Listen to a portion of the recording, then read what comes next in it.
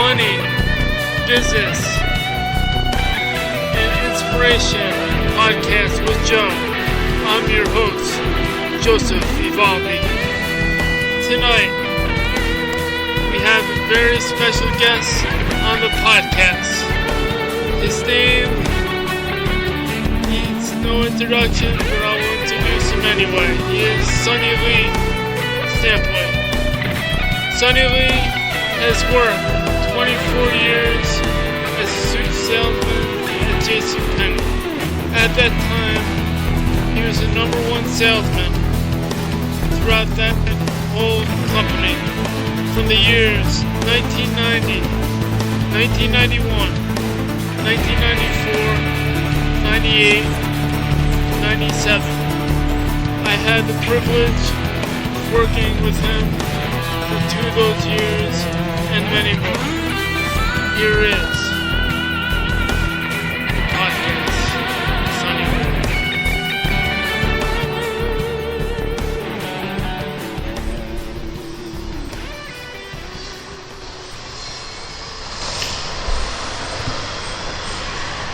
Okay, Sonny Lee, nice to have you on the podcast. Thank you very much, Joe. Nice to be here.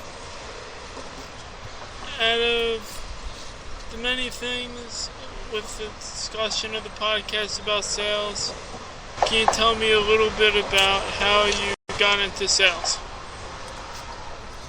The main reason I got into sales was it was a way I could help people that didn't understand how the suit business worked when they come to buy a suit.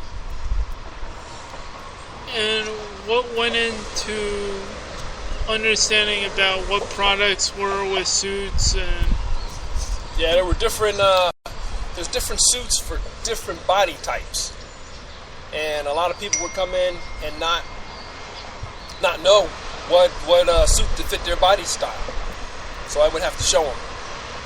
And JCPenney's had classes for us, and they taught us everything. They taught us everything about the suit business from A to Z. So that's where I learned from their seminars they gave us. And then I would use that knowledge to help the customers pick the proper suit.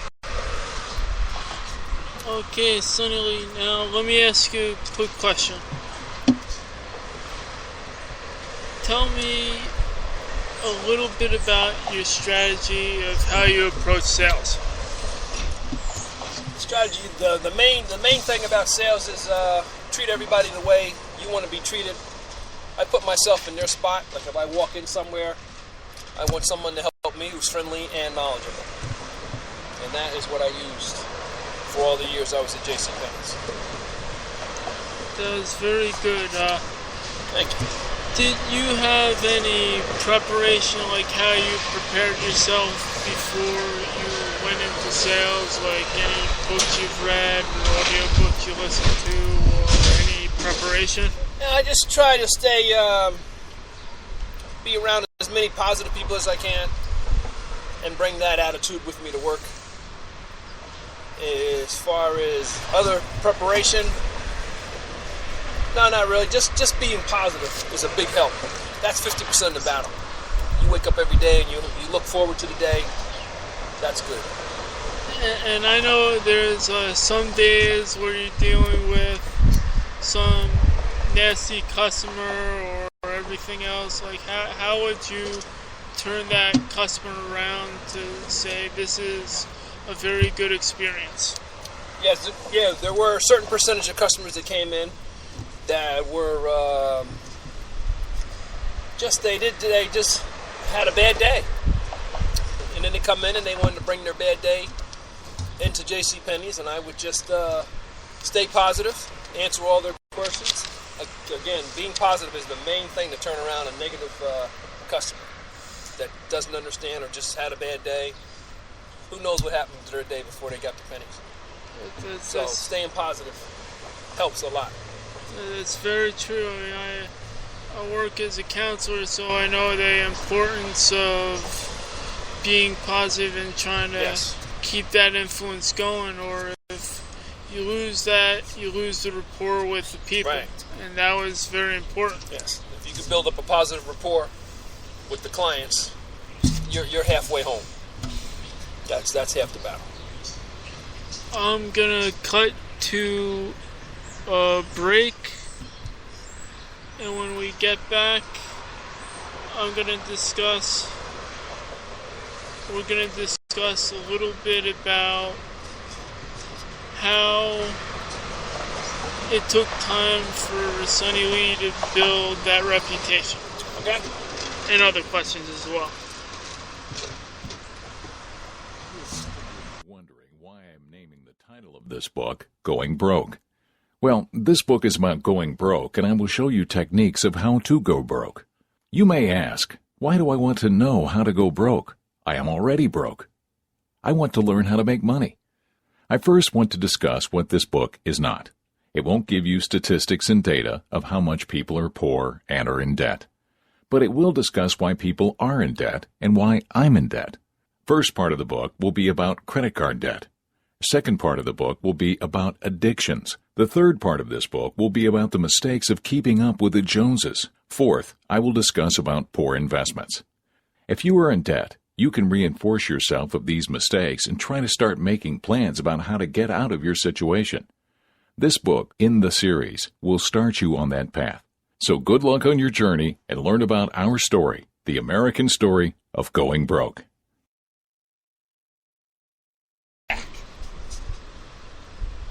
Okay, we're back with Sonny Lee.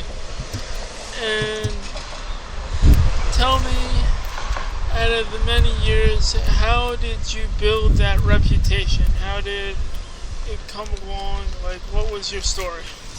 If you take each client that comes in and spend the time with them and answer all their questions, show them everything that they need, and after the suit, a lot of times they ask you to help them with a tie and a shirt. And so you measure them and you bring them over to the side ties and shirts, and you spend time with them again and help them pick out the best coordinated outfit for the affair that they're going to. Nice, And they tell their friends and relatives, and they come in and they ask for me. I want to ask you a question, because there's many salespeople either struggling through today's market, and things have changed, as you know, with the age of the internet, the poor retail business right now, and even though sales are still there, like, you tell people how they could approach and stay positive with their sales and how they could approach it. They would have to, the sales business, like you said, is changing every day. And they have to reevaluate the position they're in almost on a weekly basis or a monthly basis. Because like with JCPenney's, I don't know, maybe 10, 15 years ago, some company had the idea to go to casual Fridays. Casual Fridays then turned to casual week. And the suit sales took a hit. People they just wore the suits they already had. They didn't need to buy any new suits. And then it's time to reevaluate, because the suit business never came back from that point. And then you have to stay extra positive, because the business isn't what it used to be. And a lot of other industries, I can see that happening now. It's just not what it used to be. Yeah, it's very, very true. I mean, I remember, like, when I started, everyone was pushing sales. And it seems like in companies nowadays, even in retail, they lost that focus. They lost that initial drive of selling that product, making that person happy and feel that they got something good, and they lost that art, and now they're just pushing credit cards all the time. Yeah, it's also automatic. The salespeople, they just want to get people in, sell them the product, and get them out. And that's terrible. Because you can see that with cell phones. They want you to buy the cell phone, sign up for the contract, and then push you out the door so they can grab the next customer. And that's happening in a lot of industries now. That's just how it is. Yeah, that's very, very true. Very true. So there comes a time where when you're in sales, you might have to retire from sales and move into something else. They're just not coming back. Yeah, I mean, even though I worked Sonny Lee, I'm not going to mention the company that I was at, but I was like retail for a while, and I know they cut me back 1-2 days a week when I was there, and it's not just me, it's Right. everyone in all the retail. It's like, Yeah. it's taking a massive hit, and you Yeah. got to do something else. Yeah, and the companies are treating you like numbers now. They're not treating you like people. 'Cause when I started JCPenney's, the store manager knew everybody's name. He'd come by, hi, how are you? Now, some supervisors or managers see you, they go the other way. Yeah. Won't call any names, but there's a few of them. Yeah, they need help.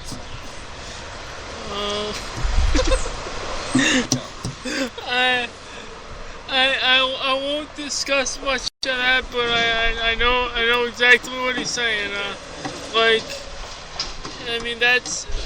That's the problem with management. It's like, Yeah. the employees do their thing, but they don't have that communication that's necessary with management, and then everyone's up in the air. Can you discuss a little bit about that? The management nowadays in a lot of companies is all goal driven. All that matters is the goal. Like you brought up the credit cards a few minutes ago. Each store has a goal to do a certain amount of credit cards. And if they don't do those amount of credit cards, the store manager hears about it from corporate. And that's basically all the stores, because when I'm walking through the mall and I hear on the loudspeaker, you can open for instance, a Sears credit card or a Lord & Taylor credit card. Get 20% off of the day's purchases. So it goes on in all the retail. They just have to do the numbers. And I believe with less and less people are buying what they need, not what they want. So there's less customers. Yeah. So they're trying to squeeze every penny out of every customer. Like the banking business. Go into Chase Manhattan and they run at you. Yeah. Is there services, anything you need? And can you sign up for this? Can you sign up for that? I stopped going to Chase Manhattan for that reason. Yeah. It's the first thing they run up on you and try and sell you something else. Okay, I'm gonna discuss a little bit about JCPenney's initial vision and how it's actually changed throughout the years. Like when JCPenney was around, he wanted to care for the customer. Yes. And he would work day and night for that dream. Yes. And it's changed. It's like, and all throughout, it's like no one shares that vision very much anymore. It's just, like you said, another number. Yes. And James Cash Penny, who I didn't have the opportunity to meet, he when he started JCPenney's in 1902, he was one of the first stores to have equality for everybody. He charged one price. That was not the case in 1902. So if you were African American, if you were Jewish, Native American, whatever you were, there was one price, and that's the price the customer paid. JCPenney's was the first to do that. Everybody else, they charged different groups more money. Not JCPenney's. And yes, he had that idea, and he brought that to all, they called it the golden rule. Treat everybody the same, no matter who they are. And that has lost now in today's climate. Not only in Penny's, but everywhere. Yeah, and if you see the news of what's